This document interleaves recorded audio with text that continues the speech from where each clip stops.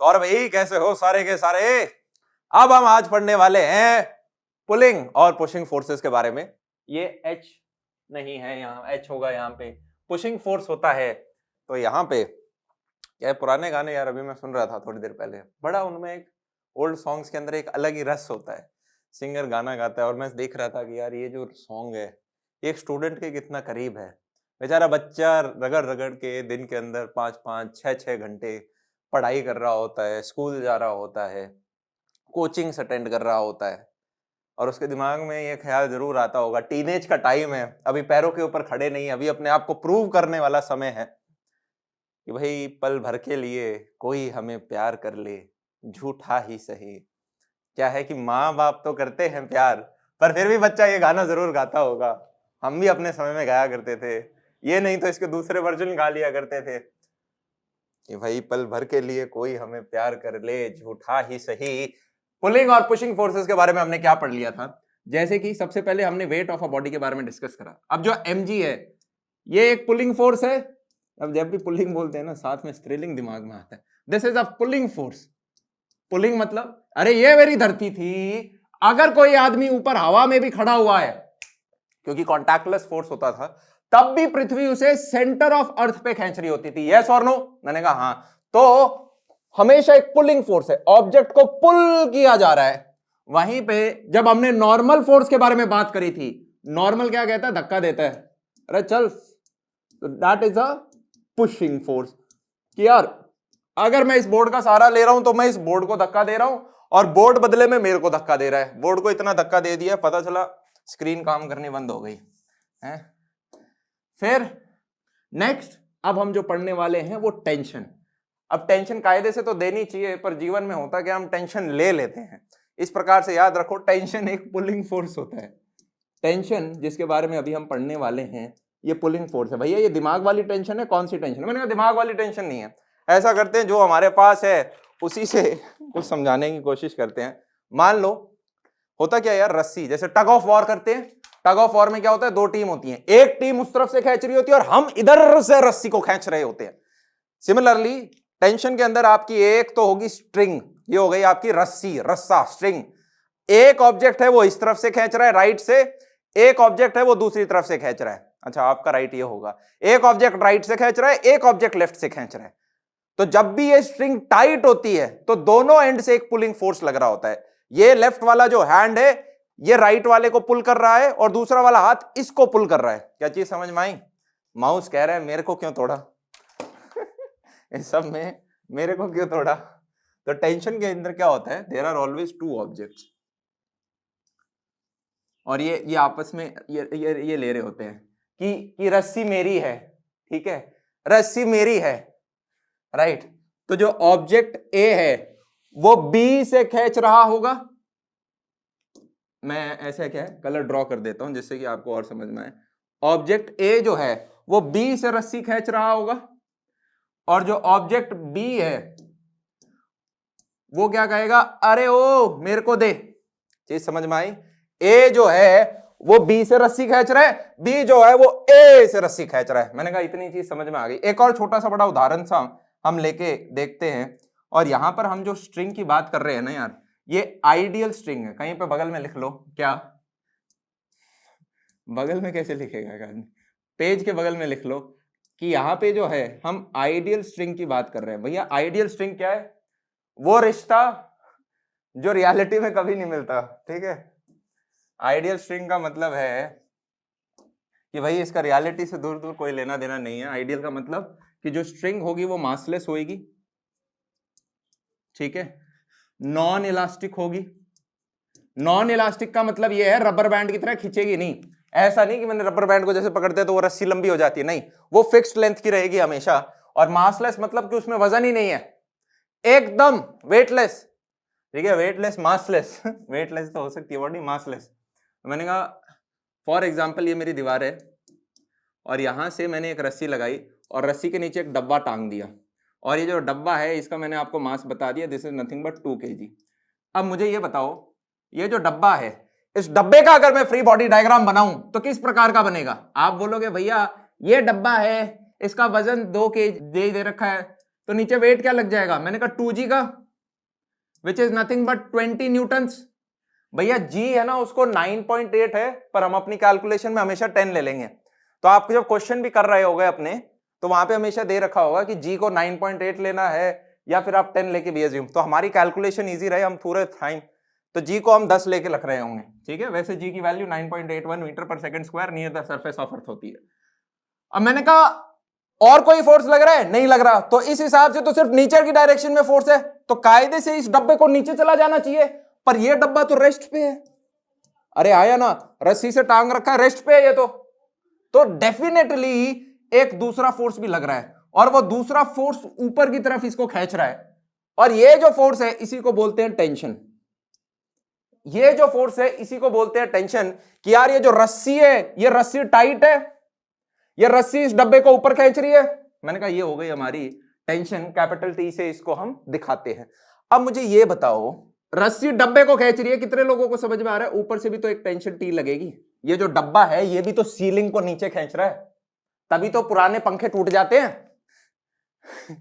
डब्बा है वो भी नीचे की तरफ खींच रहा है। अब आपके दिमाग में है ना एक सवाल आना चाहिए, क्या सवाल आना चाहिए कि भैया ये अगर टेंशन ऐसे इस डायरेक्शन में एक्ट कर रही है कि भाई जो दीवार है वो इस डब्बे को ऊपर पुल कर रही है, और जो बॉक्स है वो इस दीवार को नीचे की तरफ पुल कर रहा है, इट्स अ पुलिंग फोर्स, तो ये आपस में कट क्यों नहीं जाते? मैंने कहा कट इसलिए नहीं जाते क्योंकि ये दो डिफरेंट बॉडीज के ऊपर एक्ट कर रहे हैं। मतलब कि यार एक जो पहला ऑब्जेक्ट है ये तो मेरा डब्बा हो गया, और दूसरा इस पॉइंट को मान लो P मान लेते हैं, तो जो पॉइंट P है उसके ऊपर नीचे की तरफ टेंशन T हो रही है। अगर ये टेंशन, दोनों टेंशन इसी डब्बे पे लगती तब कैंसिल होती, पर ये तो अलग अलग जगह लग रही है। यहां पे पॉइंट P को नीचे खींचा जा रहा है और इधर इस डब्बे को ऊपर खींच रहा है, इसलिए कट नहीं रही, दो डिफरेंट बॉडीज के ऊपर एक्ट कर रही है। क्या चीज हमें समझ में आ गई?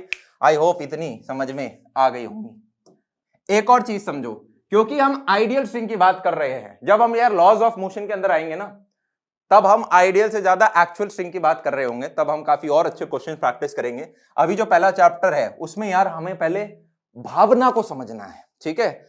अब आइडियल स्ट्रिंग की दो प्रॉपर्टीज हमेशा याद रखना, एक तो मासलेस होती है, नॉन इलास्टिक होती है, और एक और ये चीज कि भाई जो टेंशन की वैल्यू होती है वो सेम होती है। Tension is same at all points on the string, at all points on the string. और दूसरा कि भाई जो टाइट रस्सी होती है तभी वो पुलिंग फोर्स लगाती है, कि भाई जब तक मेरी रस्सी जो है वो टाइट है तब तक तो मतलब पुलिंग फोर्स लग रहा है, अगर टाइट ही नहीं है तब तो कुछ है ही नहीं, तब तो ढीली हो गई है, आपस में हो गई, ऐसे क्रम्बल हो गई। टाइट होना जरूरी है। मेरे को लग रहा है माउस को हम तोड़ देंगे by the end of the chapter. तो tight string exerts pulling force. मैंने कहा ये चीज भी हमें समझ में आ गई। अब नेक्स्ट पेज के ऊपर जैसे ही हम जाते हैं, तो मैंने कहा यहां पे वही मैं डायग्राम फिर से बनाता हूं। ये मेरी दीवार है पटपट, ये एक रस्सी हो गई, ये नीचे एक डब्बा हो गया, और ये जो है ये मेरी एक आइडियल स्ट्रिंग है। आइडियल स्ट्रिंग में क्या है, टेंशन हर जगह सेम है। मतलब अगर इसका जो मास है, मैंने बोल दिया मास इसका फॉर एग्जाम्पल 2 kg है, इसका अलग से फ्री बॉडी डायग्राम बनाएंगे, आजाद कर दे इस पंछी को। तो मैंने कहा 2g इक्वल टू ये नीचे मेरा 20 न्यूटन लग गया, और अभी हमने पढ़ा ऊपर इसके टेंशन लग रही होगी क्योंकि जो दीवार की रस्सी है, ये रस्सी इस डब्बे को ऊपर खींच रही है। मैंने कहा ये समझ में आ गया। किसी ने मुझसे पूछ लिया कल को कि भैया इस पॉइंट पे तो आपने बता दिया टेंशन T है, इस पॉइंट P पे भी आपने बता दिया था कि टेंशन नीचे की तरफ T लग रही है। अगर कोई रैंडमली पूछ लेता है इस पॉइंट O के ऊपर टेंशन कितनी होगी, कि यार, तो मैं कहूंगा हमेशा हर जगह पॉइंट टेंशन T है, इधर भी टेंशन T है, हर पॉइंट पे टेंशन T है। क्या ये चीज समझ में आई? कैसे समझें इसको? मान लो मैं सिर्फ इतना जो पार्ट है इसको उठा के यहाँ पे वापस ड्रॉ कर लेता हूँ। ये मेरा पॉइंट A है, ये मेरा डब्बा है, ठीक है। तो मैं कह सकता हूँ यार यहाँ पे मेरी टेंशन T लग रही है, और इधर इस डायरेक्शन में मेरी टेंशन T लग रही है, ठीक है, और नीचे मेरा 20 न्यूटन लग रहा है। क्या चीज समझ में आई? अरे हाँ या ना?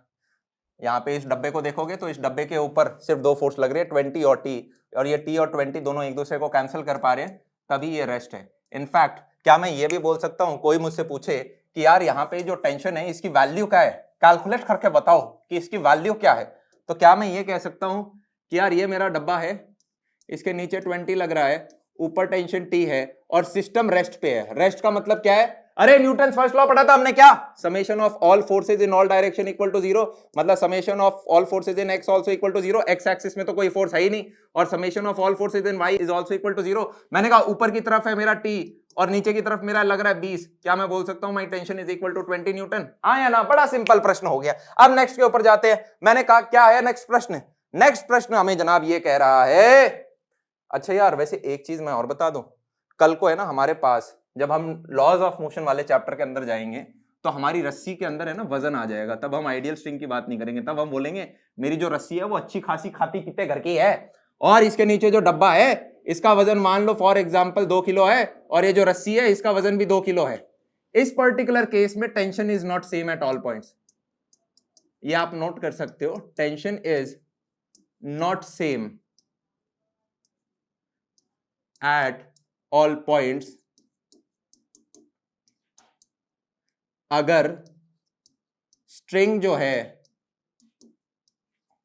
उसके अंदर मास है, ठीक है, वो नॉन आइडियल है, तो उस पर्टिकुलर केस में अलग अलग पॉइंट पे अलग अलग टेंशन होगी। और उसके पीछे का रीजन हम आगे चैप्टर में समझ रहे होंगे, पर अभी के लिए आप ये समझ सकते हो कि यार जैसे जैसे मैं ऊपर जाऊंगा वजन बढ़ता जाएगा। फॉर एग्जाम्पल अगर मैं सिर्फ यहां तक देखूंगा तो मुझे दिख रहा होगा यार ऊपर जो टेंशन T होगी that will be nothing but 20 Newton. क्यों? क्योंकि नीचे भी मेरा वजन 20 न्यूटन जा रहा है। पर अगर मैं यहां इस पॉइंट O की बात करूं और इसको मैं अलग से ड्रॉ करूं तो क्या आपको दिख रहा है ये कुछ इस प्रकार का डायग्राम बन जाएगा। ये रस्सी हो गई और ये नीचे मेरा 2 किलो का वजन हो गया। मैं कहता हूं अगर मैंने मान लो बीच में से काटा, ये पूरी रस्सी का वजन 2 किलो था तो ऊपर वाले हाफ का 1 किलो, नीचे वाले हाफ का 1 किलो, क्या मैं बोल सकता हूं इसका वजन भी 1 किलो हो गया? इस पूरे को अगर मैं एज अ सिस्टम देखूं तो आप कह सकते हो कि नीचे मेरा एक तरह से 3G का फोर्स लग रहा है और इस पॉइंट पे जो मेरी टेंशन है वो कुछ T1 लग रही होगी और मैं कह सकता हूं this T1 will be equal to nothing but 30 newton. ऊपर ऊपर से भाव समझ में आया कि यहां पे टेंशन 30 न्यूटन हो गई, इधर 20 न्यूटन हो गई। क्यों? क्योंकि यार स्ट्रिंग के अंदर मास था। पर अभी हम जितने भी आगे क्वेश्चन करने वाले हैं उसके अंदर हम ये अज्यूम करके चल रहे होंगे कि यार जो स्ट्रिंग है वो मेरी एक आइडियल स्ट्रिंग है। आइडियल स्ट्रिंग में वजन नहीं होता तो इसलिए tension is same at all points. क्या चीज क्लियर है? मैंने कहा हाँ यार अब कितना समझाएं, क्या क्या समझे भैया, क्वेश्चन बता दीजिए, हमको सब समझ में आ गया। मैंने कहा ओके। अब प्रश्न की तरफ आगे बढ़ते हुए मैंने कहा प्रश्न कुछ ऐसा कह रहा है कि मान लो मेरे पास एक डब्बा है यहाँ पे जिसका वजन है 4 किलो और इसका वजन आपको दे रखा है 7 kg, ठीक है, m is equal to 4 kg, m is equal to 7 kg। आपसे पूछा है find tension in all strings, find tension in all strings. अच्छा मुझे ये बताओ यहाँ पे आपको कितनी रस्सियां दिख रही हैं? अरे कितनी रस्सी दिख रही है? मैंने कहा एक रस्सी तो ये रही और एक रस्सी ये रही, ये दो डिफरेंट रस्सी हैं। इसे सिंगल रस्सी मत मान ला, ऐसा नहीं है कि एक रस्सी है, तो ये दो डिफरेंट रस्सी हैं। मतलब कि यार इसके अंदर अगर टेंशन T है तो यहां भी टेंशन T है, क्योंकि हमने बात करी थी कि एक रस्सी में सारी जगह पे पॉइंट टेंशन सेम होती है, पर इधर टेंशन डिफरेंट होगी, इधर सम टेंशन T2 होगी और इस पूरी रस्सी में टेंशन T2 होगी। अगर मैं 3 रस्सियां यूज करता हूं तो हर एक रस्सी के सारे पॉइंट्स पे टेंशन सेम है पर अलग अलग है। क्या चीज समझ में आ गई? इसमें पूरी में रस्सी टेंशन T है, इसमें टेंशन T2 होगी। अब मैंने कहा यहां पे अगर हम इसके एफबीडी अलग से बनाने की कोशिश करें, सबसे पहले इस फर्स्ट 7 किलो वाले डब्बे को देखो। क्या मैं कह सकता हूं कि नीचे यार मेरा क्या लग रहा होगा 7G और ऊपर कुछ टेंशन T लग जाएगी? बहुत बढ़िया। अब ऊपर वाले डब्बे को देख लो। ऊपर वाले डब्बे का अगर मैं एफबीडी डायग्राम बनाऊं, ये 4 किलो का है, क्या मैं बोल सकता हूं नीचे लग जाएगा 4G और ऊपर ये वाली टेंशन लग जाएगी दूसरी वाली रस्सी की टेंशन T2। मेरे को ये बताओ और कोई टेंशन भी लग रही है इसके ऊपर? अरे हाँ, ये पहली वाली रस्सी की। मैंने कहा हाँ ये टेंशन नीचे की तरफ भी तो लगेगी, ये नीचे वाला डब्बा इसको नीचे पकड़ के खींच रहा है और ऊपर वाली रस्सी से ऊपर पकड़ के खींच रही है, इसलिए एक टेंशन नीचे की तरफ एक टेंशन ऊपर की तरफ। तो यहां पे मेरी इक्वेशन क्या बनेगी?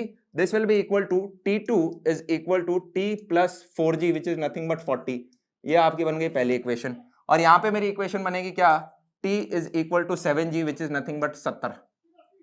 इन दो इक्वेशन से मेरा काम हो गया। पहली टेंशन तो मेरी कितनी निकल के आ गई? सीधी 70 न्यूटन निकल के आ गई।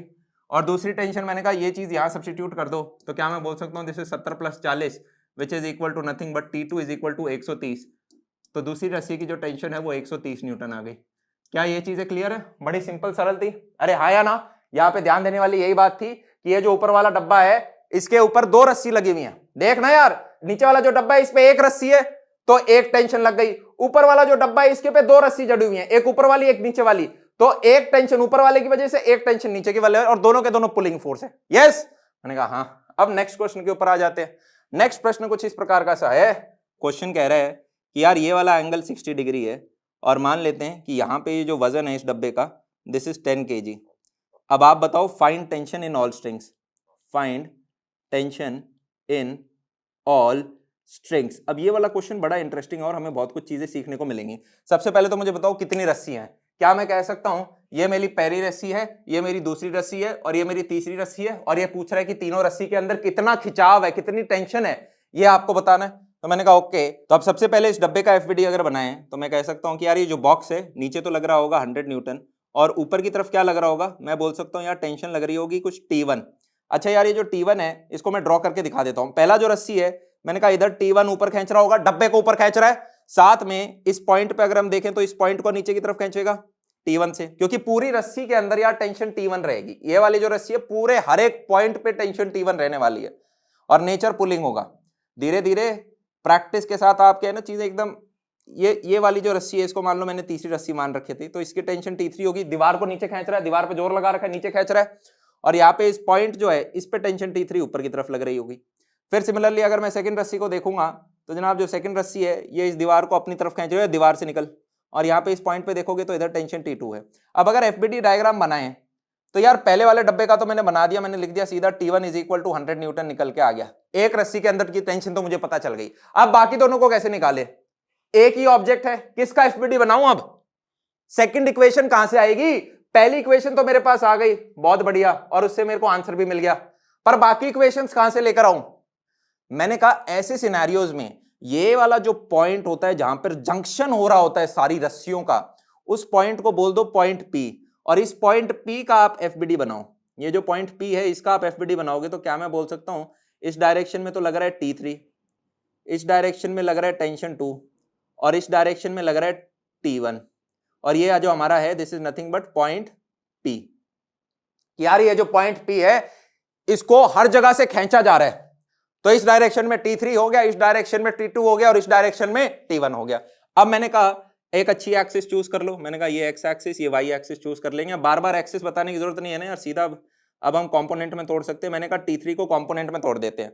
अच्छा यार ये वाला जो एंगल है ये आपको 60 डिग्री बता रखा था, तो क्या मैं बोल सकता हूँ this angle is also 60 degree. तो इसको तोड़ते ही हमें इक्वेशंस क्या मिल जाएंगी, मैं बोल सकता हूँ T2 will be equal to T3 cos 60 degree which is nothing but T3 cos 60 degree. ये मेरी हो गई इक्वेशन नंबर 2। और अगर मैं वाई एक्सिस में देखूंगा तो मैं बोल सकता हूं कि यार नीचे की तरफ तो लग रहा है मेरा T1 और ऊपर की तरफ क्या लगेगा T3 sin 60 degree, T3 sin 60 degree. हो गया यार, आपका काम खत्म हो गया। T1 की वैल्यू तो क्या है ना, मैंने कहा मेरे को पता ही थी, तो मैं सीधा अगर इसी को आगे सॉल्व करूं तो मैं लिख सकता हूं 100 इज इक्वल टू T3 √3/2, जिससे मुझे मिल जाता है कि T3 इज इक्वल टू 200/√3। और सिमिलरली अगर आप सेकंड इक्वेशन के अंदर अब T3 की वैल्यू रखते हो तो मैं यहां से बोल सकता हूं T2 is equal to T3 की वैल्यू थी 200/√3 और cos 60 होता है 1/2, तो this will be nothing but 100/√3। तो क्या मैंने तीनों रस्सी के अंदर जो टेंशन थी उसकी वैल्यू निकाल ली न्यूटन, मैंने कहा हाँ जी निकाल ली। Question done. नेक्स्ट के ऊपर चले अब जल्दी से। मैंने कहा कहां गया नेक्स्ट प्रश्न। अब इस क्वेश्चन के अंदर आपको बता रखा है कि ये वाला जो एंगल है ये तो है 90 डिग्री, ये वाला जो एंगल है ये है 37 डिग्री, और ये जो इसका मास आपको दे रखा है 10 kg। अब आपको बताना है find tension in all strings. वही प्रश्न सेम रहेगा और वही पिछले वाले की तरह यार इस क्वेश्चन को हम सॉल्व कर रहे होंगे। जल्दी से निकालते हैं। सबसे पहले मैंने कहा रस्सियां कितनी हैं, एक रस्सी, दूसरी रस्सी, तीन रस्सियां मेरे पास। मैंने कहा इसको पहली रस्सी बोल देते हैं, इसको दूसरी बोल देते हैं, इसको तीसरी बोल देते हैं। जल्दी से यार इसके एफबीडी डायग्राम बनाना स्टार्ट करें। मैंने कहा अगर इस डब्बे को देखोगे तो इस डब्बे के ऊपर नीचे टेंजी लग रहा है और ऊपर की तरफ मैं बोल सकता हूं टेंशन T1 लग रही होगी। इस पूरी रस्सी के अंदर टेंशन T1 ही रहेगी। सिमिलरली अगर मैं सेकंड रस्सी को देखूंगा तो ये सेकंड रस्सी है, इसके अंदर टेंशन T2 होगी, ऊपर से भी टेंशन T2 ही लग रही होगी, दीवार को नीचे खींच रहा होगा। और इस तीसरी रस्सी को देखूंगा तो यहां पर भी टेंशन T3 होगी, और इस पॉइंट पे देखूंगा तो ये भी नीचे की, समझ में आ गया ना, सेम टेंशन रहती है हर जगह। अब अगर इसमें डब्बे का एफबीटी बनाऊं तो मैं बोल सकता हूं 10 किलो का जानवर है तो नीचे क्या 100 न्यूटन लगने जाएगा, और ऊपर की तरफ मेरी टेंशन T1 लग रही है। इक्वेशन क्या निकल के आ गई, T1 is equal to 100 Newton. अरे वाह, ये तो बड़े प्यार से बड़ी जल्दी निकल गई। अब मैंने कहा सेकंड किस चीज का एफबीटी बनाऊं, बाकी इक्वेशन मेरे पास कहां से आएंगी। मैंने कहा कल ही भी पढ़ा था, जो हमारा जहां पर जंक्शन हो रहा है, क्या हो रहा है, जहां पे मेल मिलाप हो रहा है सारी रस्सियों का, इस पॉइंट P के ऊपर इधर ही ड्रॉ करना अच्छा लगता है। तो मैंने कहा नीचे की तरफ मेरा लग रहा है टेंशन T1, इधर लग रहा है मेरा टेंशन T3, और इधर लग रहा है मेरा टेंशन T2, और इन दोनों के बीच में 90 डिग्री का एंगल है। 90 डिग्री का एंगल मतलब कितने लोगों को आइडिया आ रहा है मैं एक्स वाई एक्सिस कैसे लूं अगर कंपोनेंट मेथड में तोड़ने वालों। मैंने कहा एक्स एक्सिस ऐसे ले लो, वाई एक्सिस ऐसे लो। क्या चीज समझ में आई? उस पर्टिकुलर केस में फिर हमें पट पट पट पट पट पट पट पट पट पट इसको कंपोनेंट में तोड़ना होगा। और मुझे बताओ ये वाला एंगल क्या है। मैंने कहा a line makes an angle theta with horizontal, a line perpendicular to it will make an angle theta with vertical, which means this angle is 37 degree. क्या चीज समझ में आई? मैंने कहा अब इसको जैसे ही आप कंपोनेंट में तोड़ोगे तो क्या मैं बोल सकता हूं, ये आपकी एक्स एक्सिस है, ये आपकी वाई एक्सिस है। एक्स एक्सिस में जो आपकी इक्वेशन बनेगी दैट विल बी कि T3 is equal to T1 sine 37 degree, और वाई एक्सिस में जो आपकी इक्वेशन बनेगी that will be nothing but कि यार वाई एक्सिस में मेरा ऊपर की तरफ तो लग रहा है T2 इज इक्वल टू, नीचे की तरफ मेरा लग रहा है T1 का cos 37। बहुत ही बढ़िया। अब T1 की वैल्यू यार आपको पता ही है, तो this will be nothing but 100 into 3/5 which is equal to 60 newton, और इस केस में this will be nothing but 100 into 4/5 which is nothing but 80 Newton.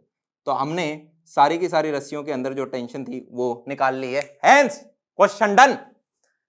काश कोई हमें भी थोड़ा सा, क्या था वो फिजिक्स पढ़ते पढ़ते गाना भूल गए। अब हम है ना यार जो क्वेश्चन करने वाले हैं, रस्सी का इस्तेमाल और कहां पे होता था। पुराने जमाने की अगर बात करें तो मुझे कुएं से अगर पानी निकालना है तो हम क्या करते थे, एक रस्सी कुएं के अंदर फेंकते थे, कुएं के बाहर एक पुली लगा लेते थे। पुली याद है ना, वो गोल सी होती है जिसके अराउंड वो रस्सी लपटी जाती है, और फिर ऐसे ऐसे ऐसे ऐसे हम फिर कुएं से पानी निकालते हैं।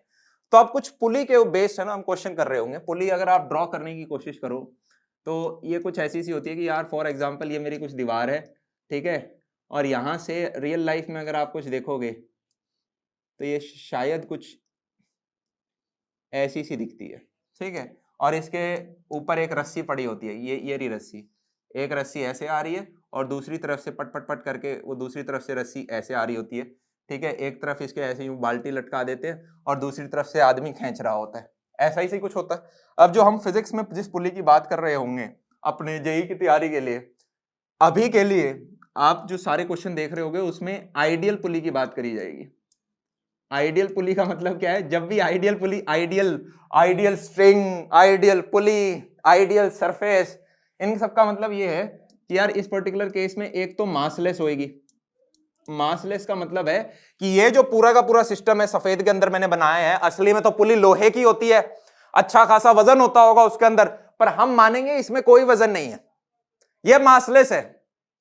और दूसरी चीज मानेंगे कि ये फ्रिक्शनलेस भी है। फ्रिक्शनलेस का मतलब यार हम इसमें से रस्सी को पकड़ के मैं ऐसे रस्सी को खींच रहा होता था, डेफिनेटली इसके अराउंड बहुत फ्रिक्शन होता होगा, घर्षण होता होगा, पर हम मान रहे होंगे कि यार ये फ्रिक्शनलेस है, एकदम चिकना है, एकदम स्मूथ है। चीज समझ में आई? ठीक है, मतलब इस पुली की वजह से, आइडियल पुली का कहने का मतलब यह है कि इस पुली की वजह से कोई भी एक्सटर्नल फोर्स नहीं लग रहा होगा। नो एक्सटर्नल, या एक्सटर्नल नहीं समझ में आ रहा तो आप ये लिख सकते हो नो एडिशनल फोर्स, कि इसकी वजह से कोई भी एडिशनल फोर्स नहीं लग रहा होगा। क्या चीज समझ में आई? ये वो कहना चाह रहे हैं, इसलिए आपको शब्द आइडियल बोल दिया। मेजॉरिटी जितने भी आप क्वेश्चन अभी हम कर रहे होंगे सबके अंदर आइडियल पुली की बात करी जाएगी, और बाकी फिर हम लॉज ऑफ मोशन के अंदर जाएंगे, तब जाके हमारी आइडियल स्ट्रिंग जैसी कुछ चीजें हटेंगी, ठीक है, तब वजन वाली रस्सियां आ रही होंगी। अब इसको यार हमेशा ऐसे ड्रॉ नहीं करेंगे, ये बड़ा गंदा सा डायग्राम है और टफ भी है और बार बार है ना प्रैक्टिकली करा नहीं जाएगा। तो इसको हम ड्रॉ कैसे करते हैं, एक गोल चक्कर बना देते हैं, ऐसे एक गोल चक्कर बन जाता है और फिर बोल देते हैं कि यार ये इसका सेंटर है, ये ऊपर गया, ये दीवार हो गई और दीवार से एक पुली लटकी हुई है, इसका एक 2D डायग्राम बना दिया। और रस्सी जो है वो रस्सी इसके अराउंड ऐसे है, ये रही रस्सी, और वो इसके ऐसे गई है और दूसरी तरफ से भी निकल गई। अब हम क्या करेंगे, आगे जो भी आप प्रश्न देख रहे होगे दोनों तरफ पे कुछ कुछ को लटका देंगे। कभी हो सकता है यहां पर एक डब्बा लटका दें और इधर हो सकता है हम एक बंदर को लटका दें, ठीक है। तो अब क्या मैं कह सकता हूं कि यार मेरे पास यहां पर एक आइडियल तो पुली यूज हुई है जो कि मासलेस वगैरह सब कुछ है, और साथ में जो ये रस्सी यूज हो रही है this is an ideal string. और आइडियल स्ट्रिंग जब टाइट हो, टाइट है क्यों, क्योंकि दोनों तरफ से कोई आदमी खड़े हुए हैं तो टाइट है ये स्ट्रिंग। तो क्या हमने ये पढ़ा था कि जो टेंशन है वो सेम होगी एट ऑल पॉइंट्स। तो मतलब अगर इसकी ये जो बंदर नीचे खींच रहा है, इस बंदर को रस्सी ऊपर खींच रही है टेंशन टी से, इस पॉइंट पे भी टेंशन टी होगी, हर एक पॉइंट पे, इस पॉइंट पे टेंशन टी होगी नीचे की तरफ। और ये जो डब्बा है, रस्सी इस डब्बे को ऊपर की तरफ खींच रही है टेंशन टी से, रस्सी ये वाला जो पॉइंट है इसको नीचे की तरफ खींच रही है, रस्सी इस वाले पॉइंट को नीचे की तरफ खींच रही है, रस्सी इस बंदर को ऊपर की तरफ खींच रही है। क्या आपको समझ में आया? हर एक पॉइंट पे टेंशन टी होने वाली है। यस, अगर ये इतना समझ में आ गया तो अब नेक्स्ट प्रश्न के ऊपर चलते हैं। आपसे प्रश्न यूं कह रहा है कि इस वाले डब्बे का वजन है 8 किलो, इस वाले डब्बे का वजन है 4 किलो। आपको बताना है कि ये वाला जो डब्बा है इसका मास कितना होगा, ठीक है। फाइंड एम, जिससे सिस्टम रेस्ट पे रहे। फाइंड एम बड़ा सिंपल क्वेश्चन है, अभी हम थोड़ी देर में कर लेंगे। Such that they remain at rest. Remain at rest का मतलब ये है यार कि कोई भी तरफ से डब्बा नीचे नहीं गिरना चाहिए। क्या आपको समझ में आ रहा है कि यार अगर ये डब्बा बहुत भारी हुआ, ये वाली साइड हल्की हुई, तो ये नीचे गिर जाएंगे सारे के सारे, मूवमेंट स्टार्ट हो जाएगी। यहाँ पे बोला जा रहा है कि सिस्टम रेस्ट पे रहना चाहिए, जैसी फोटो दिख रही है वैसी पड़ी रहनी चाहिए। तो मैंने कहा हर एक का एफबीडी बनाना स्टार्ट कर दो। मैंने कहा इस 8 किलो वाले का डब्बे का जब आप बनाओगे तो क्या मैं बोल सकता हूं कि यार नीचे कितना लग रहा होगा, इसके 80 न्यूटन लग रहा होगा, तो नीचे तो लग गया 80 न्यूटन। साथ में बताओ ऊपर क्या लग रहा होगा। मैंने कहा टेंशन इस पूरे डायग्राम में कैसे बनेगी, एक तो टेंशन लग रही है। अच्छा रस्सी कितनी है यहाँ पे ये बताओ पहले, यहां पर कितनी रस्सियां हैं? एक रस्सी, ये पूरी की पूरी रस्सी सेम है जो यहां से उठ के दूसरी तरफ तक गई है, और दूसरी रस्सी कौन सी है? ये वाली रस्सी। तो मैंने कहा अगर जैसे इसका बनाएंगे, क्या आप लोगों को समझ में आ रहा है यार, यहां पे अगर मेरी टेंशन टी है, इधर भी मेरी टेंशन टी होगी, इस पॉइंट पे भी मेरी टेंशन टी होगी, और इस पॉइंट पे भी मेरी टेंशन टी होगी। पर यहां पे एक दूसरी रस्सी आ गई है, तो इस डब्बे को तो रस्सी ऊपर खींचेगी टेंशन T2 से, और ऊपर वाले डब्बे को रस्सी नीचे खींचेगी टेंशन T2 से। क्या चीज समझ में आ गई? मैंने कहा बहुत बढ़िया। तो इस 80 के ऊपर टेंशन T लग रही होगी ऊपर, तो इधर से मुझे मिल गया T is equal to 80 newton. ये मेरी हो गई पहली इक्वेशन। और मैंने कहा दूसरे डब्बे का अगर 4 किलो वाले का मैं डायग्राम बनाना चाहूं तो मैं बोल सकता हूं ओके ये 4 वाला है तो नीचे लग रहा होगा 40 न्यूटन और ऊपर लग रही है टेंशन T2। तो क्या मैं बोल सकता हूं मेरा T2 is equal to 40 Newton निकल के आ गया? हाँ या ना? इन दोनों के ऊपर तो एक एक रस्सी लगी हुई थी। अगर मैं इस M वाले डब्बे की बात करूं तो क्या मैं कह सकता हूं, आप में से कितनों को दिख गया, इस M वाले की वजह से नीचे तो लगेगा mg, और साथ में दोनों तरफ रस्सी है, तो ऊपर वाली रस्सी की वजह से टेंशन T लग गई, नीचे वाली रस्सी की वजह से टेंशन T2 लग गई। इसकी इक्वेशन क्या निकल के आएगी? T is equal to T2 plus mg। अगर बैलेंस करना है तो T की वैल्यू मेरी कितनी है? 80, तो मैं बोल सकता हूं 80 is equal to 40 plus mg, जिसकी वजह से मेरा m कितना निकल के आ जाएगा? 4 निकल के आ जाएगा। तो ये जो डब्बा है इसका वजन 4 किलो होना चाहिए। और अगर ऊपर से भी देखोगे तो दिख जाएगा यार, इस तरफ 8 किलो है, उस तरफ 4 किलो है, तो एडिशनल 4 और लगाना है, क्योंकि रस्सियों के अंदर तो वजन है नहीं। तो अगर इस तरफ 8 है उधर भी 8 होना चाहिए। क्या चीज समझ में आई? थोड़ी थोड़ी ऊपर से भी देख ली हमने। अब नेक्स्ट प्रश्न के ऊपर चलते हैं। अब यार जीवन में हम सबने वो सीरियल देखे होंगे जहां पे for some reason husband wife पहाड़ के कोने पे चले जाते हैं और फिर अपने आप किसी एक का पैर फिसल जाता है और वो नीचे पहाड़ के नीचे जाके गिर के मर जाता है। और ये एक ऐसा बढ़िया ड्रामेटिक सीन बनाते हैं, और वो लड़की रो रही होती है कि मेरा लड़का तो नीचे चला गया है, या मेरा जो पति है वो तो नीचे गिर गया है। पर अगर उन्होंने फिजिक्स पढ़ी होती और अगर आइडियल सिचुएशन होती तो एक प्रश्न करके देखते हैं, जबरदस्ती का एक प्रश्न बनाते हैं। क्वेश्चन कुछ ऐसा सा है कि मान लो एक नेहा है, नेहा को मैं डब्बे की तरह बना रहा हूं, राहुल को भी डब्बे की तरह बनाऊंगा। नेहा है जिसका वजन है m1, और एक ये है मेरी पुली। पुली को है ना मैंने पहाड़ के कोने पर डाल दिया, और मैंने कहा ये जो है ये राहुल है जिसका वजन है कुछ m2। राहुल पहाड़ के नीचे गिर रहा था, नेहा ने एकदम से रस्सी निकाल के फेंकी, यहां पे पुली टांग दी, और एक रस्सी अब इस पुली के अलोंग जा रही है और इस राहुल ने पकड़ लिया उसको। अब ये जो सरफेस है ये है स्मूथ, मतलब एकदम चिकना, ग्रिप नहीं मिल रही नेहा को, नेहा फिसलती फिसलती जा रही है आगे, ऐसे टंगा पड़ा है सब कुछ। अब आपसे पूछा है कि M1 और M2 के बीच में find M1 and M2, find M1 and M2, values नहीं निकालनी हमें, रिलेशन निकालना है, so that they are at rest. Neha कह रही है M1 और M2 के बीच में रेशियो निकालो जिससे कि वो रेस्ट पे रहे। डेविल है कह रही है ऐसे ही रेस्ट पे रहे, लटके रहे, ऊपर ना आए। अगर हमें ये सेम टू सेम रेस्ट पे बनाए रखना है कि ना तो नेहा सर के ना राहुल सर के जैसी फोटो दिख रही है वैसे ही पड़े रहे, तो M1 और M2 के बीच में वजन में क्या रिलेशन होना चाहिए, कैसे निकालेंगे? मैंने कहा हमें तो एफबीडी बनाना आता है। Step number 1, draw FBD. मैंने कहा बना देते हैं। तो सबसे पहले M2 को अगर मैं ड्रॉ करूं तो क्या आपको भावना आ रही है कि यार M2 है तो नीचे तो लग जाएगा M2G और ऊपर क्या लगेगा, टेंशन T लगे। अच्छा कितनी रस्सियां दिख रही है? मैंने कहा एक ही रस्सी है जो यहां से लेके यहां तक जा रही है। तो क्या मैं बोल सकता हूं कि यार अगर इस पॉइंट पे टेंशन T ऊपर की तरफ है तो इधर टेंशन T नीचे की तरफ, ये जो रस्सी है इस पुली को ऐसे खींच रही है, और यहाँ पे टेंशन T, ये रस्सी है ये पुली को इस तरफ खींच रही है, और ये जो रस्सी है ये इस डब्बे को ऊपर की तरफ खींच रही है। टेंशन सेम रहने वाली है थ्रू आउट। तो मैंने कहा इधर से तो मेरे को इक्वेशन निकल गई, T is equal to M2G, ये हो गई मेरी पहली इक्वेशन। सिमिलरली अगर मैं दूसरे वाले डब्बे को देखूं, ये M1 वाला, तो आपको क्या समझ में आ रहा है इस पे क्या लगेगा? मैंने कहा नीचे तो इसका वेट M1G लग गया, साथ में इस तरफ मेरी टेंशन T लगेगी। अरे यस और नो? अब अगर मैं अपने इस एक्सिस को x मान लूं और इस एक्सिस को y मान लूं तो क्या मैं बोल सकता हूं टक टक टक, इसको कंपोनेंट में तोड़ना पड़ेगा। If this angle is theta, ये वाला एंगल थीटा आपको पहले से क्वेश्चन में दे रखा था, तो this angle will also be theta. तो मैं बोल सकता हूं नीचे तो लग गया मेरा M2G cos थीटा और एक्स एक्सिस के अलॉन्ग मेरा लग गया M2G sin थीटा। मुझे बताओ एक फोर्स है जो कि हमने अभी तक कवर नहीं किया, कौन सा फोर्स है? एक फोर्स भूल गए हो? अरे ये इसके ऊपर पड़ा हुआ है, इधर कांटेक्ट हो रहा है, कांटेक्ट हो रहा है तो एक नॉर्मल भी तो लग रहा होगा, ये वाला ऊपर धक्का मार रहा है इसके। तो मैंने कहा हाँ एक नॉर्मल फोर्स भी है। अब मैंने कहा मैं लिख सकता हूं एक्स एक्सिस में मेरे को क्या मिल गया, T is equal to M1G sin theta, और वाई एक्सिस में मेरे को मिल गया normal is equal to M2G cos theta. अब यार है ना, काफी बार कुछ इक्वेशंस हमारे बिल्कुल काम की नहीं होती, जैसे कि ये वाली इक्वेशन मेरे कोई काम की नहीं है, बना ली हमने। क्यों काम की नहीं है? क्योंकि एक एडिशनल वेरिएबल n आ गया।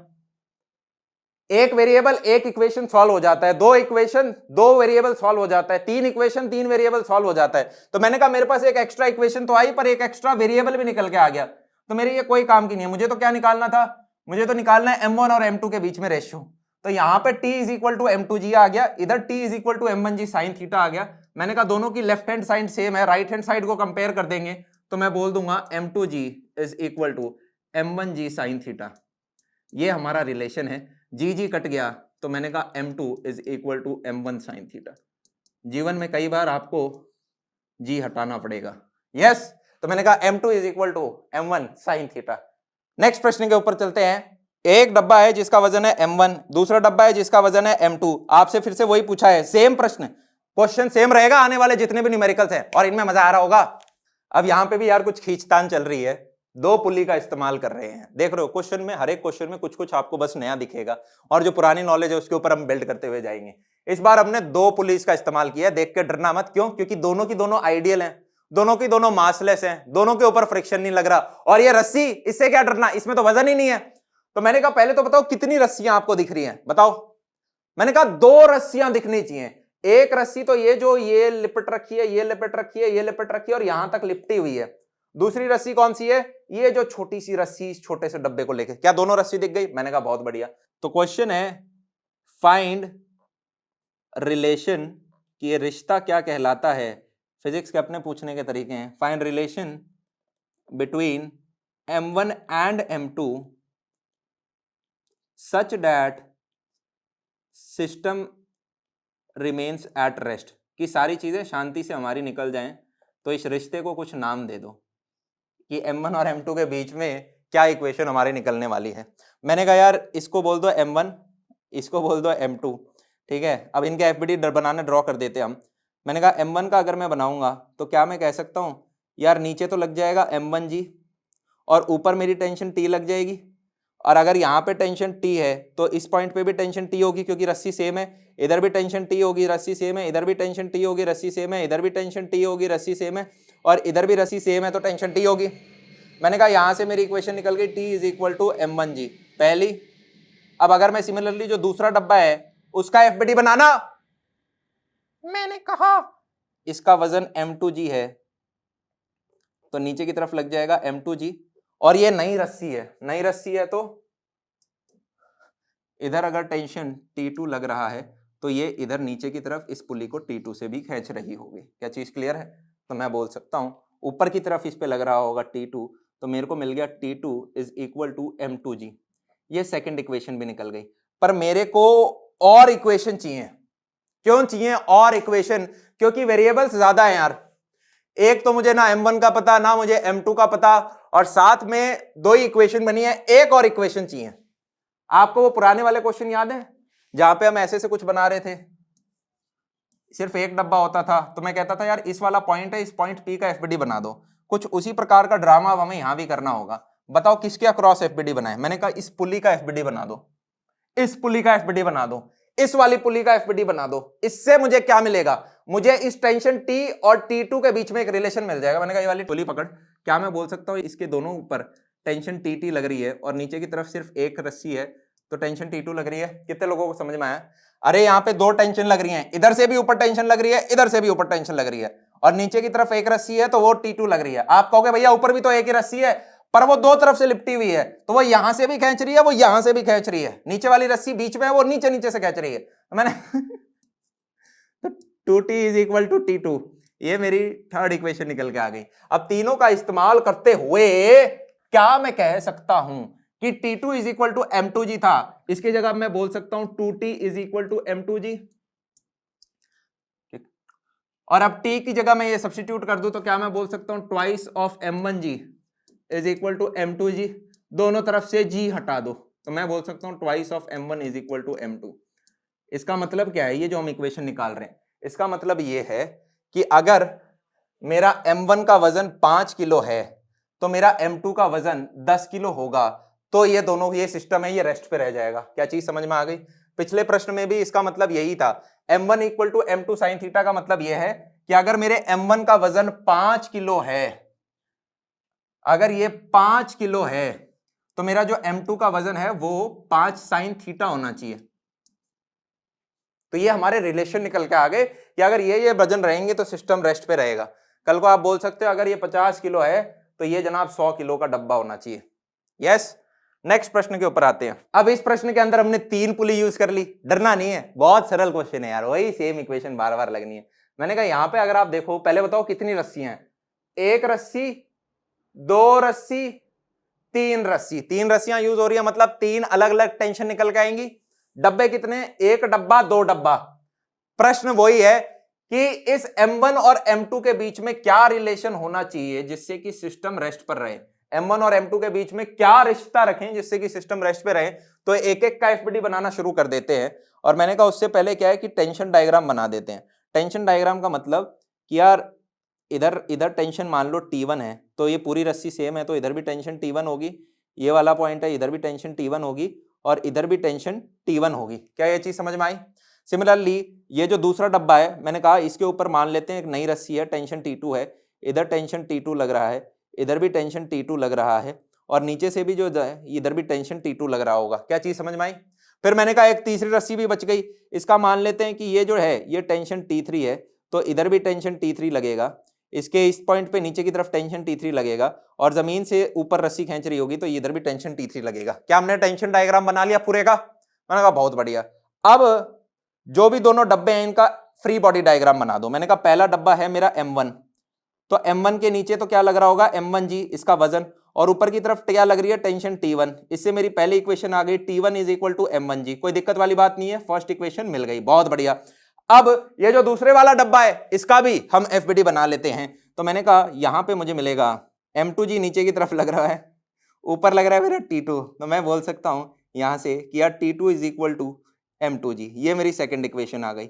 अब मैं क्या करूं? बाकी इक्वेशंस कहां से लेके आऊं? डब्बे तो मेरे पास दो ही थे, अब किसका फ्री बॉडी डायग्राम बनाऊं? मैंने कहा पुली को पकड़ लेंगे। कौन सी पुली को पकड़ ले? अरे दो पुलियों को पकड़ना पड़ेगा इस बार तो। कैसे? पहले वाले इस नीचे वाली पुली को पकड़ लेते हैं। मैंने कहा ये जो पुली है इसके इस तरफ लग रहा है T2। अरे देख तो, नीचे लगा T2, नीचे लगा T2, ऊपर लगा T3। तो मैंने कहा T2 T2 और ऊपर लगा T3 और ये रेस्ट के ऊपर है, रेस्ट में है, तो मैं बोल सकता हूं वाई एक्सिस के सारे फोर्स कटने चाहिए। तो मैंने कहा ऊपर का T3 should be equal to नीचे के दोनों T2। ये मेरे पास एक थर्ड इक्वेशन निकल के आ गई। अब मैंने कहा एक और ऊपर वाली जो पुली है इसका भी एफबीडी बना लो। अब मैंने कहा उसका एफबीडी बना लेंगे। अब आपके दिमाग में एक प्रश्न आना चाहिए, भैया इसका एफबीडी बनाएंगे तो क्या इसका भी एफबीडी बनाना है? पिछले वाले क्वेश्चन के अंदर भी आपने कैसे डिसाइड किया कि इस वाली पुली का एफबीडी बनेगा, ऊपर वाली का नहीं बनेगा? मैंने कहा this is a good question, अभी हम समझेंगे।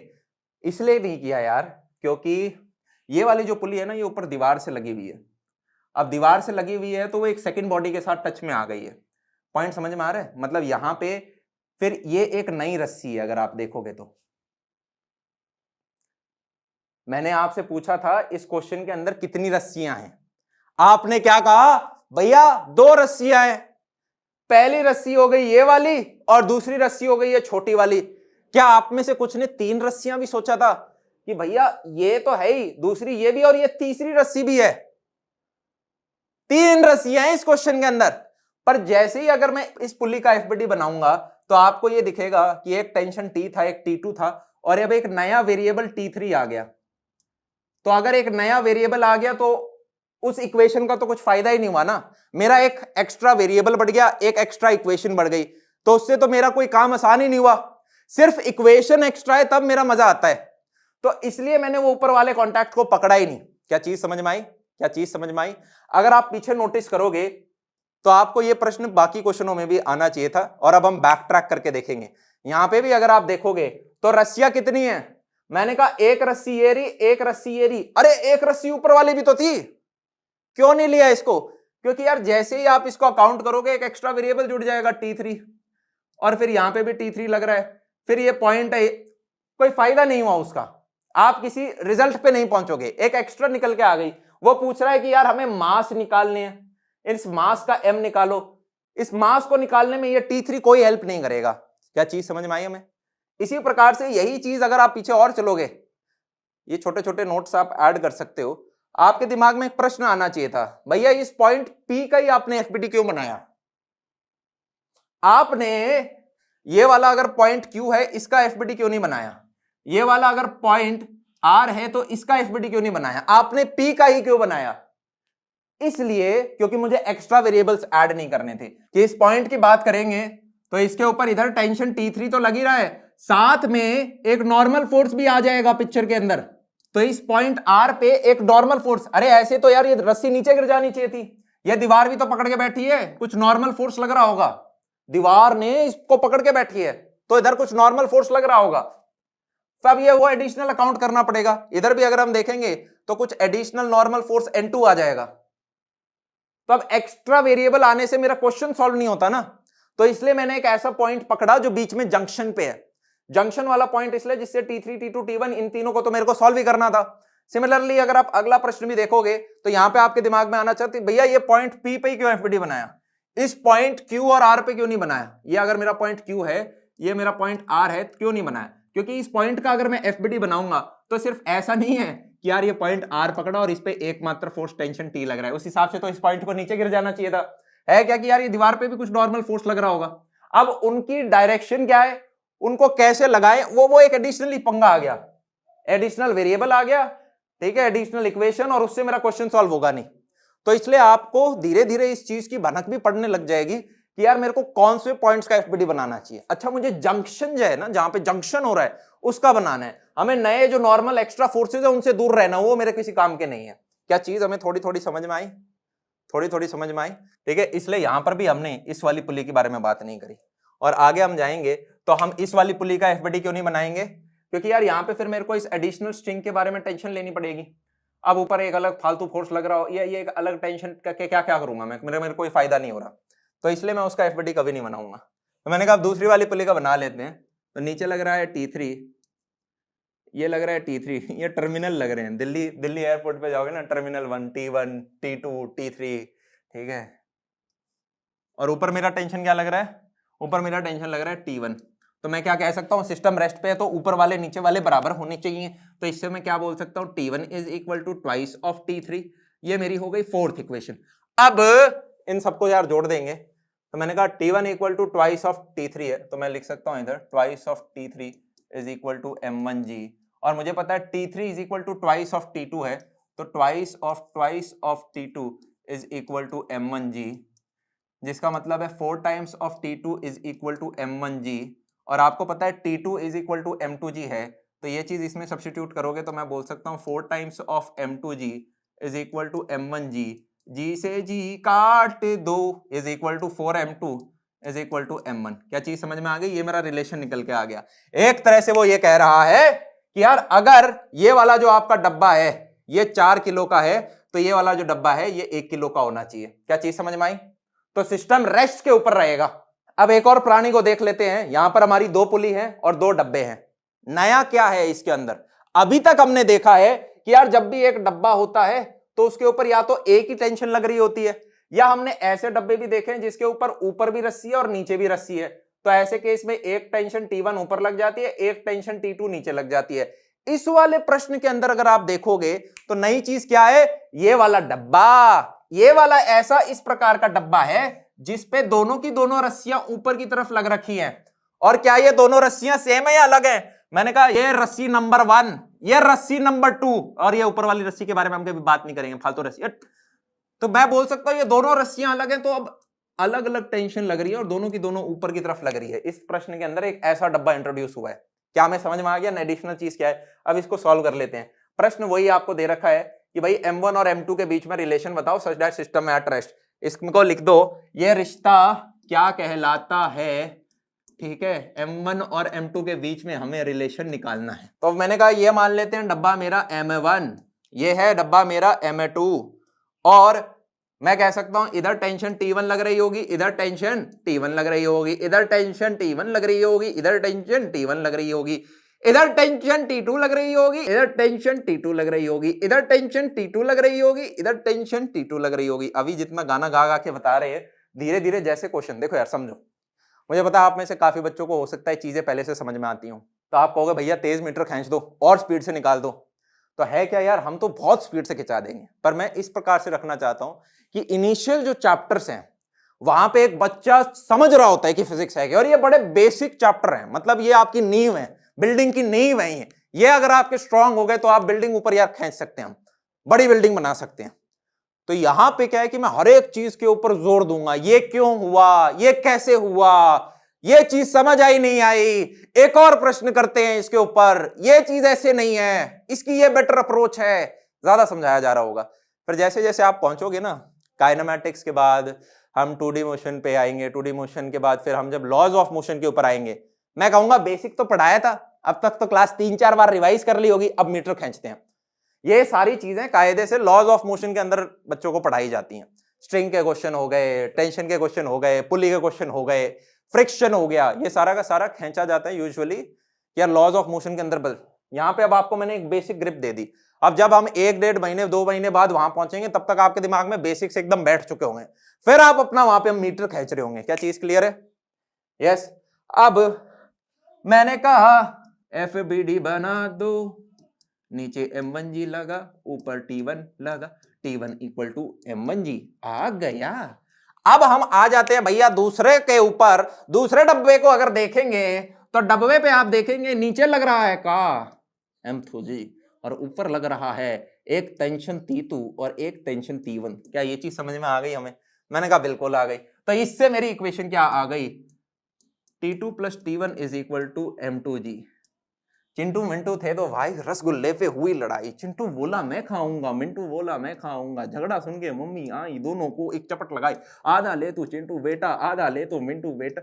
ऐसा झगड़ा कभी ना करना, आपस में मिलजुल कर रहना। T2 हे प्रभु रसगुल्ले के चक्कर में T2 की ये T1 है, दोनों नीचे T1 लग रहे हैं, is equal to twice of T1। ये 3 इक्वेशन आ गई मेरे पास। मैंने कहा पहला, दूसरा, तीसरा, अब हो गया क्वेश्चन यार। मैंने कहा सब्स्टिट्यूट कर देते हैं, T2 equal to twice of T1 है। मैंने कहा T2 की जगह मैं लिख देता हूं twice of T1 plus T1 is equal to M2G, basically thrice of T1 is equal to M2G। और आपको पता है T1 is equal to M1G के बराबर है, तो thrice of M1G is equal to M2G। अरे जी तो हटा दे, 3M1 is equal to M2, ये मेरा रिलेशन आ गया। मतलब अगर ये 6 किलो का डब्बा है तो ये 2 किलो का डब्बा होना चाहिए। डन। अब एक और प्रश्न ले लो, इसके अंदर हमने क्या एडिशनल चीज करी, एक तो 2 की जगह 3 पुली कर ली। भैया 3 पुली तो हमने पहले भी देख ली थी, मैंने कहा 3 पुली कर दी, साथ में एक ऐसा वही डब्बा पिछले क्वेश्चन वाला जिसके ऊपर 2 रस्सियां ऊपर की तरफ टंगी पड़ी हैं। तो मैंने कहा यहां पे भी आपको यही निकालना है कि ये रिश्ता क्या कहलाता है M1 और M2 के बीच में, सच दैट सिस्टम जो है वो रेस्ट के ऊपर रहे, ये आपको निकालना है। मैंने कहा इसको बोल दे M1, इसको बोल दे M2। मैंने कहा नीचे लग जाएगा M1G, ऊपर लग जाएगा टेंशन T1, इधर भी लगेगी टेंशन T1, इधर भी लगेगी टेंशन T1, इधर भी लगेगी टेंशन T1, इधर भी लगेगी टेंशन T1, इधर भी लगेगी टेंशन T1, इधर भी लगेगी टेंशन T1, इधर भी लगेगी टेंशन T1, क्योंकि मेरी रस्सी सेम है।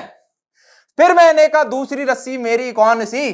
कितने लोगों को समझ में आया कि ये ऊपर वाली रस्सी मेरे कोई काम की नहीं है। क्यों काम की नहीं है? क्योंकि ऊपर दीवार के साथ लगी हुई है, एक्स्ट्रा फालतू इक्वेशन है, एक्स्ट्रा वेरिएबल, एक्स्ट्रा इक्वेशन, कोई काम का नहीं है। मेरे को M1 M2 के बीच में रिलेशन निकालना है, तो मैं सिर्फ इस रस्सी से अपना पंगा रखूंगा। मैंने कहा यहां पे लगेगी टेंशन T2, यहां पे लगेगी टेंशन T2, अब नीचे इसके लगेगा M2G। धीरे धीरे क्या होगा यार, जो FBD है उसको हम डायग्राम में ड्रॉ करना स्टार्ट कर देंगे। क्यों? मेरे पास पेपर में इतना समय नहीं है, आपके पास इतना समय नहीं है कि मैं अलग से डब्बा बनाऊं, फिर मैं वही चीज लिखूं। नीचे M1G लग रहा है तो T1 is equal to M1G, ये मेरी आ गई पहली इक्वेशन। फिर मेरा जो दूसरा डब्बा है उसके ऊपर सीधा लिख दूं, सीधा लिख दूं, सीधा लिख दें। मैंने कहा नीचे M2G लग रहा है, ऊपर बस T1 T2 लिख रहा है, तो मैं सीधा लिख सकता हूं T1 plus T2 is equal to M2G। और क्या है भाई? और बताओ किसका फ्री बॉडी डायग्राम बनाए? ये फालतू ये काम का आदमी है। मैंने कहा इस वाली पुली को पकड़ो, ऊपर लग रही है हमारी 2 T1, आए हाय अदा होश उड़ाए अदा कर दे दीवाना, ये 3। अब मैंने कहा तीनों को यार जोड़ दो यार, T2 की जगह ट्वाइस ऑफ T1 सब्स्टिट्यूट कर दे यार, इधर ट्वाइस ऑफ T1 कर देगा तो T1 plus twice of T1, इसको ये टोटल क्या हो जाएगा, thrice of T1 is equal to M2G, और T1 मेरा क्या था, M1G, तो thrice of M1 is equal to M2। वही सेम रिलेशन निकल के आ गया। मैंने कहा अगर ये मेरा आदमी 10 किलो का है तो ये वाला आदमी 30 किलो का होना चाहिए। क्या चीज समझ में आ गई? आ गई तो आगे चलती है। ऑगी द कॉकरोच होता था या ऑगी द, ऑगी कुछ तो होता था, Oggy the cockroach, Oggy and cockroach,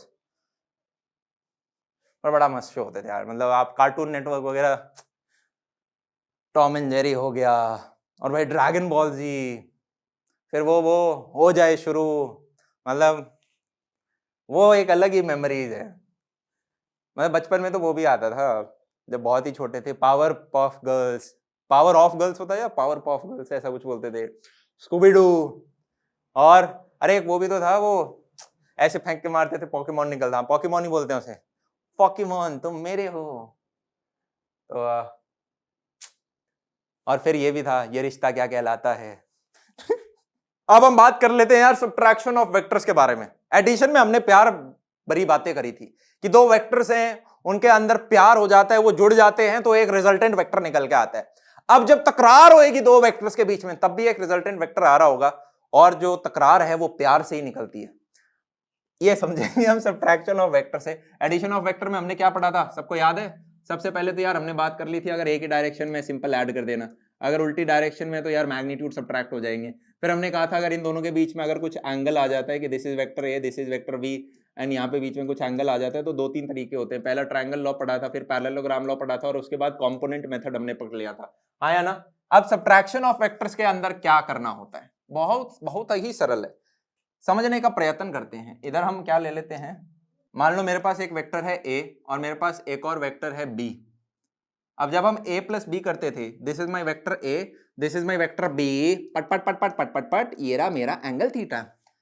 अब a और b को जब मैं ऐड करता था तो अपन क्या करते थे, पैरेललोग्राम लॉ को अगर आप याद करोगे, ताल से ताल मिलाओ, दोनों वेक्टर्स की टेल मिला दो और उसके बाद ये वाला एंगल मेरा थीटा हो जाता। इसको मैं अगर कंप्लीट कर देता था और इसकी दोनों के टेल के कॉमन से ऑपोजिट वर्टेक्स तक जो जाते थे वो मेरा रिजल्टेंट वेक्टर हो जाता था, which was nothing but A vector plus B vector. इतना सबको याद है? अब किसी ने मुझसे पूछा सब्ट्रैक्शन ऑफ वेक्टर, अच्छा, हमें ये भी पता था कि एडिशन ऑफ वेक्टर से ना कॉम्यूटेटिव होता है कि a प्लस बी और b प्लस ए दोनों सेम सी कहानी रहेंगे, कि भाई अगर मैं इसको a प्लस बी लिख दो चाहे इसको b प्लस ए लिख दो, इसको हमने ट्रायंगल लॉ से भी देखा था, ये मेरा वेक्टर वे होता था, ये b होता था और ये मेरा रिजल्टेंट वेक्टर इस डायरेक्शन में आ गया। या फिर आप चाहो तो इसको उल्टा भी कर सकते हो कि ये मेरा पहला b प्लस ए क्या होता था, पहले b बना दो फिर a बना दो और फिर ये आपका रिजल्टेंट वेक्टर आ गया। क्या आप देख रहे हो, ये दोनों के दोनों रिजल्टेंट वेक्टर सेम डायरेक्शन में, इसलिए हम बोलते थे एडिशन कॉम्यूटेटिव होता है, a plus B is equal to B plus A. अब सब्ट्रैक्शन के बारे में हम बात कर लेते हैं। सब्ट्रैक्शन में वो बेसिकली पूछ रहा है, अरे a माइनस बी कितना होता है भैया? मैंने कहा अगर a माइनस बी निकलना है, लड़ाई में कुछ नहीं रखा है, हर चीज के अंदर प्यार कभी कभी रखा होता है यार, क्या करें। a plus of minus b कर सकते हैं, मैं कह रहा हूं a वेक्टर में ऐड कर दो negative of b vector, a minus b को मैं ऐसे भी तो लिख सकता हूं, बिल्कुल लिख सकते हैं। तो मैंने कहा a वेक्टर इस प्रकार से, b वेक्टर इस प्रकार से है, नेगेटिव ऑफ b वेक्टर कैसा होगा? क्या मैं बोल सकता हूं negative of b vector will be nothing but यही वेक्टर सेम मैग्नीट्यूड में उल्टी डायरेक्शन में। अरे this is negative of b vector, कितने लोगों को समझ में आ गया? बिल्कुल। तो एक तरह से अब मुझे ऐड करना है किसको, a वेक्टर को और नेगेटिव ऑफ b वेक्टर को। कर लो भाई, कौन सी बड़ी वाली बात है इसमें। मैंने कहा सबसे पहले a वेक्टर ड्रॉ कर दिया, अब उसके बाद negative of b vector add कर दो। तो मैंने कहा ये कुछ इस प्रकार नहीं बनेगा, चुप।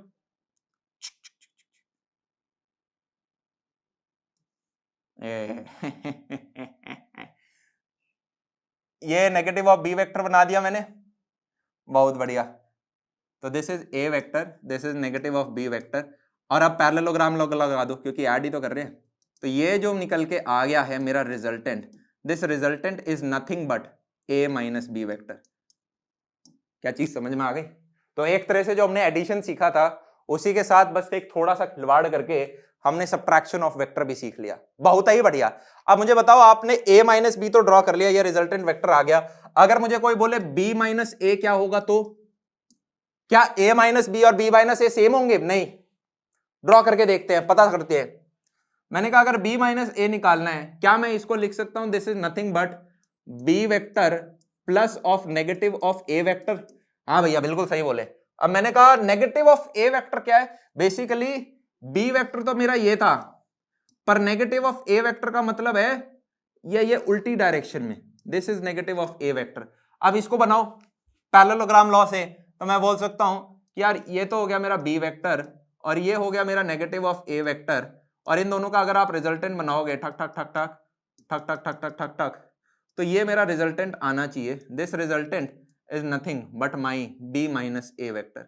क्या आपको दिख रहा है? b माइनस ए वेक्टर ऊपर की तरफ है और a माइनस बी वेक्टर नीचे की तरफ है। Definitely a minus B vector is not equal to b minus a vector, मतलब कॉम्यूटेटिव नहीं है। जैसे एडिशन में हम बोल पाते थे a plus B vector is same is equal to b plus A, आप सब्ट्रैक्शन में नहीं बोल सकते। मैंने कहा ओके, ये चीज हमें थोड़ी थोड़ी क्लियर होने लग गई है। इनफैक्ट अगर आपको एक सिंगल डायग्राम में चीजों को अच्छी तरीके से समझना है तो ऐसे कर लेते हैं। ये हमारा a वेक्टर था, ठीक है, ये मेरा b वेक्टर था, ये मेरा नेगेटिव b वेक्टर था। So if this is a vector, this is b vector, और इसको पट पट पट पट पट पट पट पट पट पट पट पट हमने जब किया तो ये वाला जो मेरा वेक्टर था ये मेरा क्या निकल के आया, a प्लस बी वेक्टर तो हो गया ये वाला। अगर ये a वेक्टर है, ये b है, ये नेगेटिव ऑफ b वेक्टर है, तो मैंने कहा यहाँ पे जब हमने पैरेललोग्राम लॉ लगाया तो ये वाला जो मेरा वेक्टर है this will be my a vector plus of negative of a vector plus of negative of b vector which is nothing but a minus b vector हो गया। क्या ये चीज समझ में आ गई? a प्लस बी उस तरफ जा रहा है, a माइनस बी इस तरफ है। और सिमिलरली अगर कोई मुझसे पूछे कि भाई b माइनस ए क्या होगा, तो मैंने कहा मेरा नेगेटिव a वेक्टर कुछ ऐसा सा होगा, this is my minus a vector. तो अगर b माइनस ए पूछ रहे हो तो बेसिकली ये वाला पैरेललोग्राम लो अगर मैंने एक तरह से बनाया तो this will be my resultant and this is nothing but b vector minus a vector. क्या आपको समझ में आ गया इन तीनों रिजल्टेंट्स के बीच में डिफरेंस? यस, ये भी एक रिजल्टेंट था मेरा, ये अरे कलर नहीं बदला, धोखा, रुक कलर अच्छा सॉरी मैंने ही गलत लग दिया था। तो ये मेरा पहला रिजल्टेंट वेक्टर आ गया था r1, this is my r2 and this is my r3। इन सबके ऊपर है ना टोपी बना देना क्योंकि ये वेक्टर क्वांटिटीज है। तो आपको डिफरेंस समझ में आ गया होगा होपफुली सबके बीच में। अब मान लो मेरे पास एक वेक्टर है p वेक्टर और एक और वेक्टर है ऐसा कुछ q वेक्टर। आपको बताना है कि भाई p vector minus q vector क्या होगा और फिर आपको यह भी बताना है कि q vector minus p vector क्या होगा।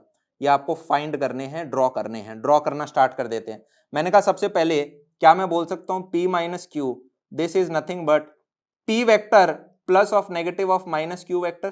तो एक तरह से ड्रॉ करूं तो p वेक्टर तो मुझे एज इट इज ड्रॉ करना है और नेगेटिव ऑफ q वेक्टर क्या होगा, q ऊपर की तरफ है तो नेगेटिव q विल बी उल्टी डायरेक्शन में, दिस इज दिस। तो मैंने कहा इसको ड्रॉ करेंगे तो ये हो गया मेरा माइनस q वेक्टर। अब पट पट पट पट पट पट पट पट पट पट पट पट तो ये जो मेरा रिजल्टेंट निकल के आया this is nothing but p vector minus q vector. थोड़ा सा डायग्राम गंदा हो गया, इसके लिए आप सभी लोगों से क्षमा मांगेंगे। अब अपन ड्रॉ कर लेते हैं q vector minus p vector. हमारे एक टीचर हुआ करते थे तो वो सेम चीज कहते थे, थोड़ा सा डायग्राम गलत हो गया है तो इस चीज के लिए हम क्षमा नहीं मांगेंगे, चुपचाप ड्रॉ कर लो शांति से, ठीक है, वरना मिटा दूं। ये हमारे मैथ्स के टीचर होते थे अलग ही। तो मैंने कहा यार q माइनस पी क्या होता है, this is q vector plus of negative of minus p vector. मैंने कहा q वाला वेक्टर किस प्रकार से ड्रॉ कर रखा है, दिस इज नथिंग बट ये तो सिंपल का तरीके, ये this is my q vector. Negative of p vector मतलब उल्टी डायरेक्शन में ये जो मेरा आ जाएगा। तो यहाँ पे मैंने ये ऐसे बना दिया है और इसका पैरेललोग्राम कंप्लीट कर लोगे तो ये जो रिजल्टेंट फाइनली आएगा this is nothing but q vector minus of p vector. क्या चीज क्लियर हो गई? अब एक और प्रश्न करके हम देख लेते हैं। जैसे कि मैंने एक वेक्टर कह दिया कि एक वेक्टर है इस डायरेक्शन में 5 यूनिट का a वेक्टर और एक और वेक्टर है जो इसी डायरेक्शन में है जिसको नाम बोल दो 3 यूनिट का है। अब आप मुझे बताओ कि a प्लस बी कितना होगा, a माइनस बी कितना होगा और b माइनस ए कितना होगा, डायरेक्शन और मैग्नीट्यूड तीनों के साथ। तो मैंने कहा सबसे पहले a प्लस बी तो बड़ा सिंपल है यार, सीधा समझ में आ रहा है, इस तरफ 8 न्यूटन हो जाएगा। अगर मैं a माइनस बी की बात करूं तो this is nothing but a vector तो आपने इस डायरेक्शन में रख दिया और नेगेटिव ऑफ b वेक्टर क्या होगा, है क्या यार, a plus minus of b तो ये है, तो इसमें माइनस b आप जोड़ोगे तो ये इस डायरेक्शन में हो गया। तो मैंने कहा इधर तो हो गया 5, इस तरफ हो गया 3, टोटल क्या आएगा, क्या मैं बोल सकता हूँ इस तरफ आएगा 2 न्यूटन, 2 यूनिट। न्यूटन बार बार बोल देते हैं क्योंकि यार फोर्सेस की हम मेजॉरिटी क्वेश्चन में आगे हम देख रहे होंगे। फिर सिमिलरली अगर आपसे कोई पूछे कि यार b माइनस ए क्या होगा तो वहां पे सबसे पहले तो ड्रॉ करो b वेक्टर को as it is. b vector को हमने अपना पहला वेक्टर बना लिया, ये 3 यूनिट का है और माइनस a क्या होगा मेरा इस तरफ हो गया अब 5 यूनिट का। तो टोटल इक्विवेलेंट क्या निकल के आ गया हमारा, इस तरफ आ गया 2 यूनिट का और इसको जो है हम बोल रहे हैं अपना b vector minus a vector. I hope आपको ये चीजें इजीली समझ में आ गई होंगी, राइट। इनफैक्ट इसी का एक और वर्जन क्वेश्चन आप कर लो। क्वेश्चन कुछ इस प्रकार का है कि इस बार मान लेते हैं कि यहाँ पे 7 यूनिट का एक वेक्टर है a और एक वेक्टर है उल्टी डायरेक्शन में जो आ रहा है जो कि फॉर एग्जांपल मान लो 4 यूनिट का है which is a vector b। अब आपसे दोबारा वही क्वेश्चन पूछ लिए, फाइंड a प्लस बी। देखो यार कभी कभी है ना हर जगह प्यार बड़ा आ भी एक क्वेश्चन आप देखोगे तो आप मुझे बताना, लगने से तो लगता है a प्लस बी बड़ा आना चाहिए, पर अभी देखते हैं a प्लस बी बड़ा आता है, a माइनस बी बड़ा आता है या b माइनस ए। इनका रिजल्टेंट का किसका मैग्नीट्यूड सबसे बड़ा आता है, तीनों के अलग अलग निकाल के देख लेते हैं। तो मैंने कहा पहला है हमारा a plus b. a plus b तो बड़ा आसान सा है यार, पूंछ से पूंछ मिला दो, इस तरफ मेरा 7 है, जो b वेक्टर है वो मेरा ऑलरेडी उस तरफ है 4 का, तो मेरा इक्विवेलेंट इस तरफ 3 आ जाएगा and this is nothing but my a vector plus b vector. अगर जब हम a vector minus b vector की बात करेंगे तो a वेक्टर तो मेरा इस तरफ 7 था ही और नेगेटिव ऑफ b वेक्टर का मतलब है इसकी चोंच बोर्ड के इस तरफ कर दो। तो मैंने कहा लो जी मजा ही आ गया, इस तरफ 4b हो गया, तो टोटल इक्विवेलेंट क्या आ गया, ये आ गया 11 यूनिट का a माइनस बी। क्या चीज समझ में आई? देख रहे हो a माइनस बी बड़ा आ गया भैया, तो b माइनस ए क्या होगा? मैंने कहा सबसे पहले तो b को ही ड्रॉ कर दो, 4 इस तरफ, और अब माइनस a है तो इसकी भी चोंच पकड़ो और उस तरफ घुमा देंगे। तो मैंने कहा ओके जी खत्म, कहानी खत्म। This is equivalent to 11 unit और इसकी उल्टी की तरफ। वैसे आप एक चीज नोटिस कर रहे हो, हमने लिखा तो ये था कि यार a माइनस बी जो है that is not equal to b minus A. याद आ रहा है? एडिशन में जैसे दोनों बराबर होते हैं a plus b equal to b, यहां पे ये सेम चीज नहीं है। पर अगर आप पिछले दो क्वेश्चन को देखोगे इनके मैग्नीट्यूड सेम आ रहे हैं, मतलब यहां पे a माइनस बी 11 यूनिट का है तो b माइनस ए भी 11 यूनिट का है, बस ये एकदम एंटी पैरेलल है, मतलब एक इस तरफ है तो दूसरा बिल्कुल उसके उल्टा होगा। यही चीज अगर आप पिछले क्वेश्चन में भी नोटिस करोगे तो यहां पे a माइनस बी 2 यूनिट का आया, मैग्नीट्यूड 2 है, और b माइनस ए का भी मैग्नीट्यूड 2 है, इनकी बस डायरेक्शन उल्टी है इसलिए बराबर नहीं है। क्या चीज समझ में आई? मैं ये कह सकता हूं कि magnitude of a minus B जो है that is equal to magnitude of b minus A. हो क्या रहा है, इनकी जो डायरेक्शन है वो एकदम ऑपोजिट होती है, जिसकी वजह से हम बोलते हैं कि यार a माइनस बी वेक्टर जो है that is not equal to b minus a vector. In fact जब मैंने पिछले क्वेश्चन में वो त्रिकोण बनाया था, कहां गया, कहां गया, कहां गया, ये रहा, इसके अंदर भी आप देखोगे तो मेरा a माइनस बी कहां है, a माइनस बी वेक्टर ये रहा नीचे की तरफ, और b माइनस एकदम इसका उल्टा आया है, डायरेक्शन ऑपोजिट, मैग्नीट्यूड सेम है। क्या चीज क्लियर हुई? तो ये हमारी एक थोड़ी सी अंडरस्टैंडिंग और हो गई, इसको कहीं लिख लेना आप। यहां पे यार आपको सारी चीज बोर्ड पे इसलिए लिखी जाती है जिसलिए कि साथ में आप भी अपने नोट्स बना पाओ। नीचे डिस्क्रिप्शन बॉक्स में आपको चीजें मिल जाएंगी है नोट्स वाली, ये जो स्लाइड्स हैं, पर मैं चाहता हूं आप अपनी स्लाइड खुद बनाओ। देखो कोई बच्चा भी रास्ते में ट्रैवल करता हुआ लेक्चर्स देखता है, काफी बार रिवाइज करता है, उसकी बात अलग है चलो, पर अगर आप अपने घर में बैठे हुए हो, आपके पास सुविधा है, तो आप अपने नोट्स अच्छे से बनाएं, ठीक है? आप साथ में पेस्ट, इसलिए पहले से स्लाइड बना के हम नहीं लाते, अदरवाइज क्या होगा, आप कंफ्यूज हो जाओगे कि यार चीजें पहले से लिखी हुई हैं, क्या मुझे सारी की सारी लिखनी है या नहीं लिखनी, मेरे पास टाइम नहीं बचा, मैं पॉज करता पढ़ रहा हूं। ठीक है, कोशिश करो यहाँ पे पहले देखो, देखो और समझो, और जब समझ में आ जाए तब उसको लिखो। तो जब आप लिख रहे होगे तब आपको दोबारा डबल समझ में आएगा, अरे हाँ पहले ऐसे समझ लिया था और ये देख यार लिख के भी मेरे को समझ में आ रहा है। क्या चीज क्लियर हुई? तो पूरा टेंशन यहां रखना, टेबल कुर्सी के ऊपर बैठ के देखना, अगर बेड के ऊपर बैठ गए हो तब नहीं होगा, बेड के ऊपर बैठते ही तो आलस आ रहा है हमें, अरे हम भी तो खड़े हैं, आप बैठ जाओ। यस, अब यार इसके रिजल्टेंट का फॉर्मूला निकाल देते हैं। रिजल्टेंट का फॉर्मूला मतलब यार ये मेरा a वेक्टर होता था और जो b वेक्टर होता था उसको जब हम पैरेललोग्राम लॉ से निकालते थे, फॉर एग्जांपल ये एंगल थीटा होता था, तो हम रिजल्टेंट के लिए लिख देते थे रिजल्टेंट का मैग्नीट्यूड इज नथिंग बट, ठीक है, रिजल्टेंट का magnitude is nothing but a square plus b square plus twice of magnitude of a magnitude of b into cos theta, जहां पर थीटा क्या होता था, theta was the angle between the two vectors.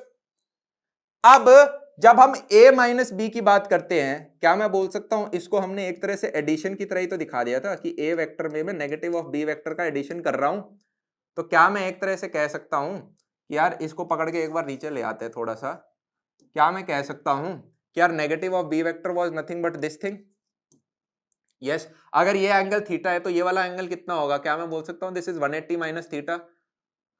और अब जो दिन दो वेक्टर्स के बारे में हम बात कर रहे हैं, these are a vector and negative of b vector, तो क्या मैं बोल सकता हूं मेरा रिजल्टेंट का फॉर्मूला क्या आ जाएगा, this will be nothing but under the root of, यहाँ पे है ना ये मैग्नीट्यूड होता था यार, आप सबको पता ही होगा, विच वो सेम निकल के आ जाता था, a square plus negative of magnitude b का whole square plus twice of magnitude of a magnitude of minus b and cos angle.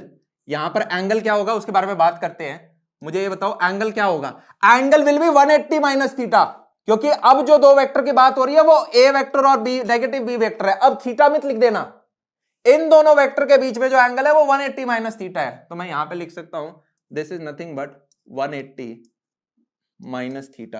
तो इसको आप सॉल्व करोगे तो आपको क्या मिल जाएगा, this will B a square, ये b स्क्वायर हो जाएगा, मैग्नीट्यूड के अंदर माइनस साइन भी आपका पॉजिटिव निकल के आएगा, मैग्नीट्यूड हमेशा पॉजिटिव रहेगा, 2ab हो गया, एंड कॉस ऑफ, अरे कॉस 180 माइनस थीटा क्या होता है, this is minus cos theta. तो इसकी वजह से एक नेगेटिव साइन प्रोड्यूस होता है, तो हम बोलते हैं कॉस थीटा, और ये जो नेगेटिव साइन है ये माइनस इधर आ गया, विच इज नथिंग बट आपका A square plus B square minus 2ab cos theta निकल के आ गया। अभी क्या चीज समझ में आई आपको?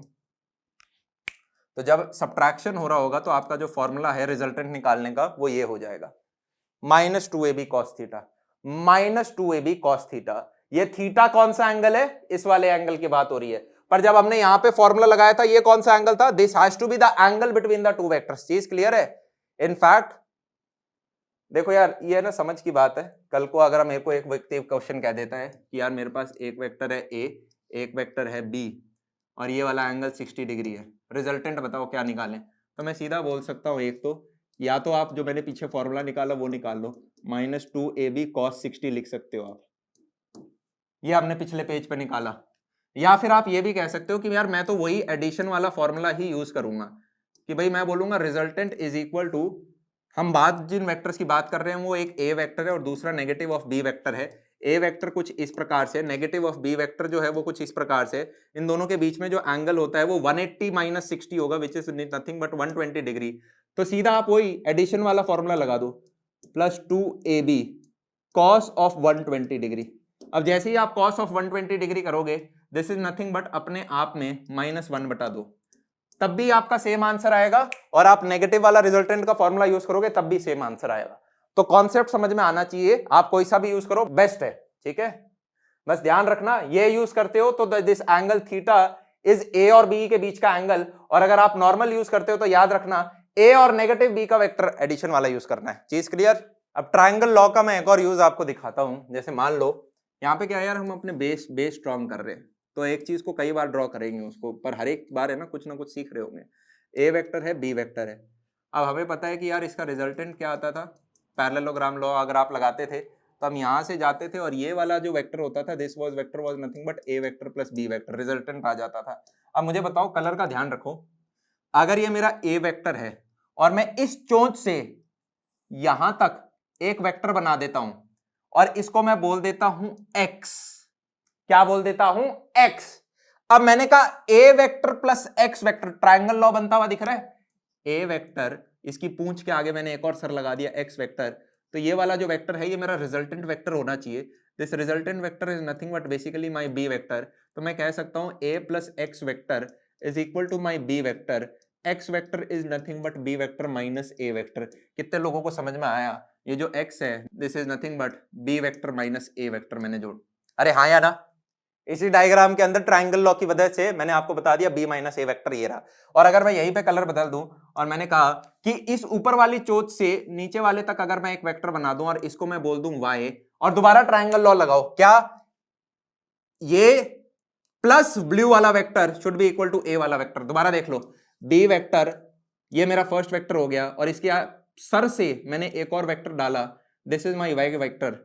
तो मुझे बताओ ये जो वेक्टर होता था ये हमारा रिजल्टेंट वेक्टर होगा ना? यही तो कहता था ट्रायंगल लॉ, एक के सर के ऊपर दूसरे की पूंछ जोड़ो और फिर पहले की पूंछ से दूसरे के सर तक लगाओगे, this should be, this is equal to what? A. तो मैं बोल सकता हूं B vector plus Y vector is equal to A vector, एक तरह से Y vector is equal to A minus B vector. मैंने एक ही डायग्राम के अंदर आपको बता दिया कि यार ए प्लस बी वेक्टर मेरा वो है, बी माइनस ए वेक्टर मेरा ये है, ए माइनस बी वेक्टर मेरा ये है। क्या चीज समझ में आई? अब भैया इतना समझते जा रहे हैं, इस समझ का कहीं पे उपयोग होगा? मैंने कहा बिल्कुल होगा, नेक्स्ट प्रश्न के अंदर होगा। मैंने कहा जल्दी से इसको टेप लो, नेक्स्ट प्रश्न के ऊपर जल्द करते हैं। हमने एक प्रश्न में अभी देखा था कि यार जरूरी नहीं है कि ए प्लस बी वेक्टर हमेशा बड़ा होगा ए वेक्टर माइनस बी से, ये गलत है, दिस इज रॉन्ग। कभी कभी वो दूसरी वाली साइड भी बड़ी हो सकती है। और इसका एक और उदाहरण हम देख लेते हैं। मान लो मैं एक दो वेक्टर पकड़ लेता हूँ, such that this vector is a vector और ये वाला जो वेक्टर है मेरा, ये मेरा बी वेक्टर है, और इन दोनों के बीच में जो एंगल है वो आप 120 डिग्री ले लो, बेसिकली कोई भी ऑब्ट्यूस एंगल आप ले लो। तो जैसे ही आप ऑब्ट्यूस एंगल लोगे तो मुझे बताओ इसका ए प्लस बी वेक्टर क्या होगा? This will be nothing but, parallelogram को आप कंप्लीट कर दो तो मैं बोल सकता हूं कि यार ये वाला जो वेक्टर है this is my A plus B vector, और मेरा ए माइनस बी वेक्टर क्या होगा? A minus B vector will be nothing but, रंग को बदलो, अरे रंग को बदलो, एंड मैं बोल सकता हूं ये वाला जो मेरा वेक्टर है this is my a vector minus B vector, इसको निकाल के भी देख लो जैसे हमने पीछे निकाल के देखा था। इसको y बोल दो और फिर बोल दो b plus y is equal to a, y is equal to A minus b, वही लिखा है मैंने। क्या आपको दिख रहा है येलो वाली लाइन व्हाइट वाली लाइन से बड़ी है? आप ग्राफिकली भी अब देख पा रहे हो येलो वाली जो लाइन है वो व्हाइट वाली लाइन से बड़ी है। और अगर ग्राफिकली नहीं देख पा रहे तो मैथमेटिकली दिखा दूं। इसका रिजल्टेंट क्या होगा? इसका resultant will be nothing but under the root of a square plus B square plus twice of a b cos of 180 minus 120 which is equal to cos 60। Cos 60 is nothing but मेरा half. और वहीं पे अगर आप ऊपर वाले का resultant निकालोगे, इस ऊपर वाले का resultant will be nothing but under the root of a square plus B square plus twice of a b. Angle क्या है दोनों के बीच में? ए और बी के बीच में 120। तो cos of 120 degree which is nothing but -1/2। यहाँ पे देख रहे हो आपको पॉजिटिव 1/2 मिला, मतलब मैग्नीट्यूड बड़ा आएगा। इधर नेगेटिव साइन आया मतलब मैग्नीट्यूड छोटा आएगा। क्या आपको दिख गया a माइनस, सॉरी इसको हटाना तक, क्या आपको दिख गया a प्लस बी जो है उसका रिजल्टेंट ये है और a माइनस बी का रिजल्टेंट ये है। चीज बेटर हो रही है, स्ट्रांग हो रही है हमारी। एक और क्वेश्चन देख लेते हैं कि यहाँ पे मेरा एक 10 यूनिट का वेक्टर है, एक और 10 यूनिट का वेक्टर है, इन दोनों के बीच में एंगल 37 डिग्री है। ये ए वेक्टर है, ये बी वेक्टर है। किसी ने आपसे पूछ लिया ए माइनस बी वेक्टर कितना होगा, तो क्या मैं बोलूं, क्या बोलूं, क्या बोलूं, क्या बोलूं, क्या बोलूं? मैंने कहा कॉम्पोनेंट मेथड से कर सकते हैं क्या? बिल्कुल कर सकते हैं। कॉम्पोनेंट मेथड क्या कहेगा कि यार ए वेक्टर तो एज इट इज ऐसे ही बना दो, और जो बी वेक्टर का उल्टा होगा है क्या, ये A vector plus negative of B vector ही तो है। तो negative of B vector will be nothing but इस तरफ। अब मैंने कहा वाई एक्सिस ड्रॉ कर दो और एक्स एक्सिस ड्रॉ कर दो। ये वाला एंगल 37 में, इसको कॉम्पोनेंट में तोड़ दो। तो क्या मैं बोल सकता हूँ ये 10 यूनिट का था, this is 37 degree, this becomes 10 cos 37 degree, this was already 10 unit, this becomes 10 sin 37 degree. ये क्या होता है? ये 6 होता है, ये 8 होता है। तो this is equivalent to nothing but इस तरफ आपका 10 है, इस तरफ आपका 8 है, ऊपर की तरफ आपका 6 है, which is nothing but equivalent to इधर आपका 2 है, ऊपर की तरफ आपका 6 है। अब इन दोनों को आप ऐड कर दोगे तो हमारा रिजल्टेंट क्या होगा? इन दोनों के बीच में 90 डिग्री एंगल है। मैं सीधा बोल सकता हूँ दिस इज 2 का स्क्वायर प्लस 6 का square which is 36 plus 4 under the root of 40 निकल के आ गया, राइट। और जो भी मेरा रिजल्टेंट होगा वो कुछ इस प्रकार का ही तो होगा। आप पैरेललोग्राम लॉ से भी देख सकते हो, और आप चाहो तो निकाल सकते हो ये एंगल कितना होगा एक्स एक्सिस के साथ। ये मैंने रैंडम एंगल अल्फा दे दिया, ठीक है, जस्ट फॉर अंडरस्टैंडिंग। तो मैं बोल सकता हूँ this tan alpha will be nothing but perpendicular कितना है, अगर ये हाइट 6 है तो ये वाली हाइट भी 6 होगी, तो मैं बोलूंगा 6/2 विच इज नथिंग बट 3। तो alpha equal to tan inverse of 3। तो आपके पास एंगल आ गया, आपके पास रिजल्टेंट आ गया, सारी चीज निकाल ली। अब क्या जान लोगे, तेल निकालोगे इसका।